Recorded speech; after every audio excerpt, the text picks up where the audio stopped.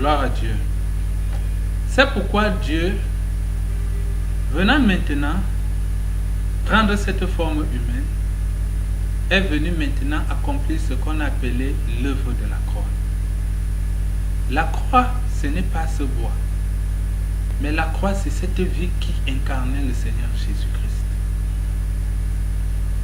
La croix, c'était ce mystère que portait le Maître qui venait du ciel. C'est pourquoi l'homme ayant connu le mystère de l'arbre de la connaissance du bien et du mal, Dieu a créé ce grand projet où lui, Dieu, devait aussi décider de venir dans ce monde pour pouvoir ramener les hommes qui étaient esclaves de Satan à une propriété privée de lui, Dieu. C'est pourquoi il a promulgué cette parole selon laquelle la postérité de la femme. C'est là où tout a été causé, toute la mort est venue. C'est là où aussi le projet de la vie a été installé. C'est pourquoi le Seigneur Jésus venant, il portait en lui le mystère de la croix. Cette vie de Dieu que les hommes devaient venir porter, incarner en eux, afin qu'ils soient ces Christ comme chrétiens, faisant comme Christ, pour la manifestation et l'accomplissement de ce grand projet que lui, il a préparé avant la fondation des temps. C'est pourquoi il a créé, il a mis cette lignée d'adorateurs. Ces hommes qui devaient porter en eux le grand projet du salut. Ces hommes qui devaient porter en eux la vie de Jésus. Ces hommes qui devaient porter en eux le grand projet de la constitution de ce royaume des cieux sur la terre, passant par Abraham, par Noé, par Abel, par Seth, par tous ces hommes qui ont marché dans la crainte de l'Éternel. C'est ainsi que le Seigneur Jésus vient dans cette lignée d'adorateurs. C'est ce Dieu fait chair pour venir faire quoi? Restaurer les hommes, redonner à l'homme les privilèges qu'il avait perdus par le premier Adam. C'est pourquoi lui il vient comme le second Adam, pour que ce que Adam n'a pas pu accomplir, lui il vient l'accomplir, et que ce que l'homme n'a pas pu faire, lui il vient le faire, devenant ainsi le premier né d'entre beaucoup de frères. Alléluia. C'est pourquoi Jésus-Christ était le modèle de l'humilité. Quoique étant Dieu, existant en forme de Dieu, il s'est fait inférieur. Inférieur aux hommes et même inférieur aux anges. C'est pourquoi Philippiens peut le déclarer bien, que ayant paru comme vrai Dieu, mais il n'a pas cherché comme une fois arraché d'être l'égal de Dieu. C'est pourquoi le Seigneur Jésus, étant vrai Dieu vers homme, est venu maintenant que par le mystère de la croix, qui est la réconciliation de l'homme avec Dieu comme la partie verticale, et la réconciliation de l'homme avec son prochain, c'est ce Dieu qui est parti de la région du ciel pour venir maintenant se retrouver dans la région de la terre, pour venir sauver les hommes et les ramener à la région du ciel. Ce n'est pas différent du projet que Dieu avait confié à Moïse. C'est pourquoi sur la montagne, il avait rencontré le Jésus qui était Je suis, et qu'il a été chargé de la même mission que lui, le Seigneur Jésus, devait venir accomplir. C'est pourquoi sur le mont Sinaï, le Seigneur Jésus avait pris soin de transmettre à Moïse le grand projet du statut de la transition des hommes, de l'esclavage de Pharaon, de l'esclavage de Satan, pour la liberté et pour le pays où coule le lait et le miel. Alors lui étant maintenant la manifestation du temps présent, Jésus étant comme ce bois vert sur lequel le buisson est, mais qui brûle mais ne consume pas. Alors maintenant, cette lignée d'adorateurs devait venir transposer simplement le grand projet du salut que Dieu avait préparé d'avance. Jésus-Christ étant comme la manifestation de la somme de ce projet. Alors Dieu a quitté la région du ciel pour venir maintenant vers la région de la terre, afin de sauver l'homme, les hommes, et de les ramener à la terre promise, à la nouvelle Jérusalem que Dieu est en train de préparer pour les noces de l'agneau et pour notre retour dans son univers. C'est pourquoi la croix aujourd'hui est l'instrument par excellence pour faire retourner les hommes sur les sentiers anciens.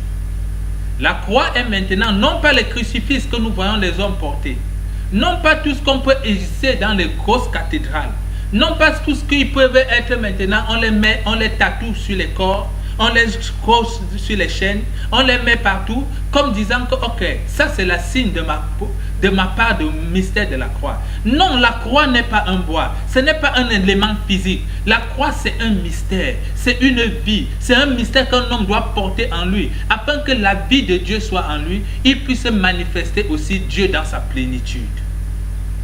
C'est pendant qu'un homme a été réconcilié avec Dieu et qu'il s'évertue à travailler pour qu'il soit réconcilié avec son prochain, qu'il est véritablement détenteur et porteur de la croix. La croix, c'est quoi? C'est l'amour de Dieu pour l'homme et de l'amour de l'homme pour son prochain. Et c'est ce qui est la caractéristique de l'Église. C'est pourquoi le Seigneur Jésus-Christ venant à la croix, venait simplement briser ce mur de séparation. Briser maintenant ce mur de séparation qui était entre l'homme et Dieu et venir rétablir cette communion. C'est pourquoi c'était le Dieu véritable qui a marché au milieu des hommes, qui s'est fait enfant, qui a rampé, qui a marché pendant 9 mois. C'est ce Dieu qui pouvait s'écorcher. C'est ce Dieu qui pouvait participer à la douleur de l'homme, qui pouvait participer à la nature de l'homme, qui pouvait participer à la famine, qui pouvait connaître tout ce que l'homme a vécu afin de pouvoir facilement sortir l'homme de cette emprise. C'est pourquoi Jésus-Christ devait aller à la porte pour pouvoir maintenant ouvrir encore cette porte qui était à Golgotha, hors de la ville, pour que cette porte-là soit ouverte et que les hommes reviennent encore à Dieu, pour que les hommes rentrent encore dans le projet du salut de Dieu, pour que les hommes encore puissent manifester Dieu et pour que les hommes doivent vivre Dieu dans leur vécu quotidien.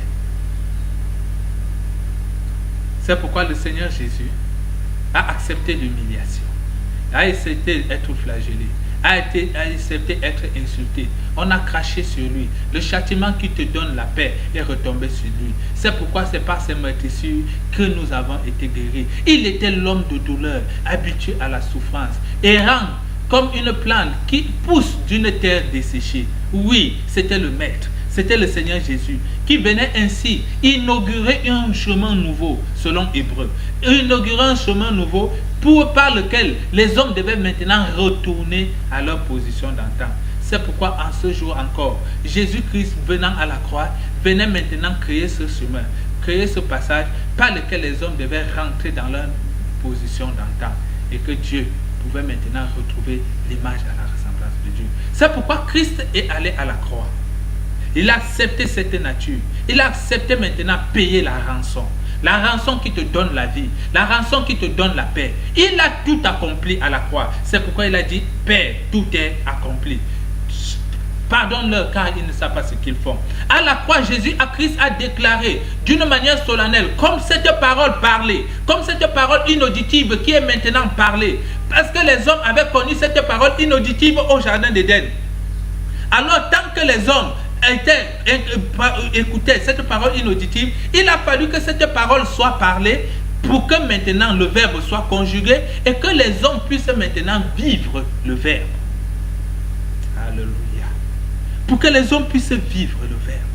Pour que le verbe soit maintenant aussi chair. Pour que le verbe soit conjugué. C'est pourquoi il était je suis sur le mont Horeb. Il était le je suis qui est ce verbe conjugué. C'est pourquoi il a été le verbe. Et le verbe maintenant doit se conjuguer aussi dans ta vie et dans ma vie. C'est pourquoi en ce moment, le Seigneur Jésus parti à la croix portait toute l'humanité avec lui. Comme par un seul homme le péché est entré, pendant qu'Adam mangeait l'arbre de la connaissance du bien et du mal, toi et moi nous étions en lui. Puisque c'est le Père de la création, nous étions dans ses reins. C'est pourquoi il a commencé à nous engendrer portant le mystère de l'hérédité. Nous étions déjà tous coupables. Et alors Jésus-Christ vient comme le second Adam pour pouvoir maintenant dépouiller. Gloire à Jésus. Pour pouvoir maintenant débarrasser, détruire maintenant cet lien d'hérédité. Il est venu maintenant aussi comme le second Adam. Mais il n'avait pas en lui le sang impur. Il portait en lui toute la race humaine. C'est pourquoi pendant que nous étions dans les reins de Jésus, c'est pendant que nous étions dans ces reins que nous avons ces reins de Jésus-Christ que nous avons été purifiés.